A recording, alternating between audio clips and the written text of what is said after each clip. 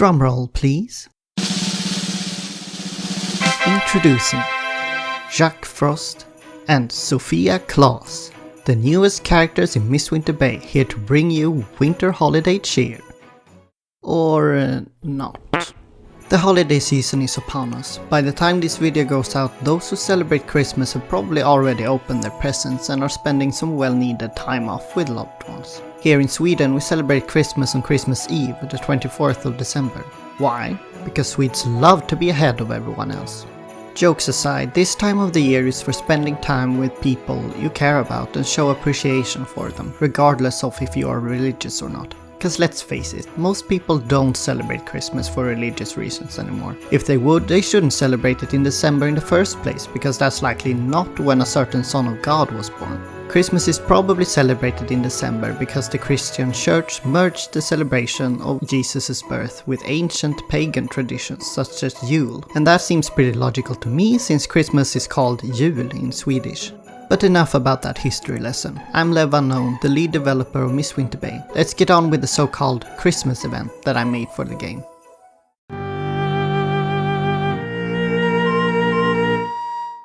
I probably don't have to explain that the people in the world of Mistwinter Bay don't celebrate Christmas, but I wanted some sort of festival during winter that had a similar feeling to Christmas. Not necessarily that people give each other gifts, but that they come together to show appreciation for each other and have fun together. And that's how the midwinter solstice celebration was created.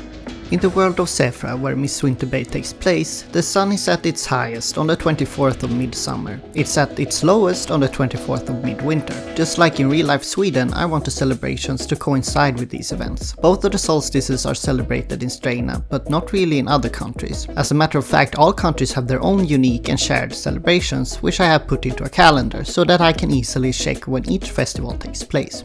Pretty neat, huh? I also used this calendar when I gave each character their birthday. That's why both Englia's and Eria's birthdays are on the 26th of early summer. That's the same date as the Italian Denere Day, which is when all their eggs are hatched.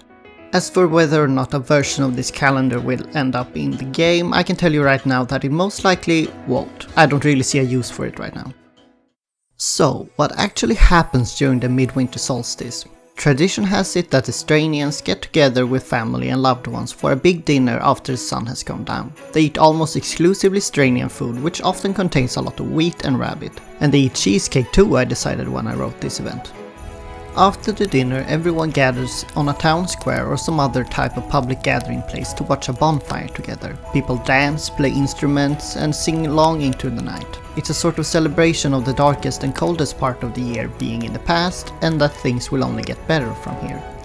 As for the actual game event, which is a short event if you're curious, Jack and Sophia tell the player to invite someone to dinner. It's possible to invite 1 or 2 characters from the town. Sophia also suggests that the player can spend 100 coins to host a feast for the lower class on the town square before the bonfire is lit. If the player invites 1 character, that character gains 15 reputation, since they're very honored to be spending a holiday with the sovereign. If 2 characters are invited, they each gain 10 reputation, since they were honored to be invited but would have preferred to be alone with the sovereign. And if the player decides to host a dinner for the lower class, each member of the lower class, like Ereven, gains 10 reputation. You might think, but what if the characters you invite have low reputation? Well, then they won't show up. It's as simple as that. Jack and Sophia will inform you of that. Depending on how many you invited and how many show up, you will spend dinner with Jack and Sophia or the one invited townsperson who actually showed up. And in the spirit of gratitude and celebration, when the player visits the bonfire at the end of the event, everyone who lives in Mistwinter Bay gains 5 reputation. So all in all, this is a pretty generous event that can give you a lot of reputation. Although the odds of getting it are pretty small. This event has 2 requirements in order to appear. The player can't be married and it must be midwinter in-game. Since all the events are picked at random, it's pretty likely that you won't get this event even if it is midwinter and you are unmarried. So if you get it, congratulations!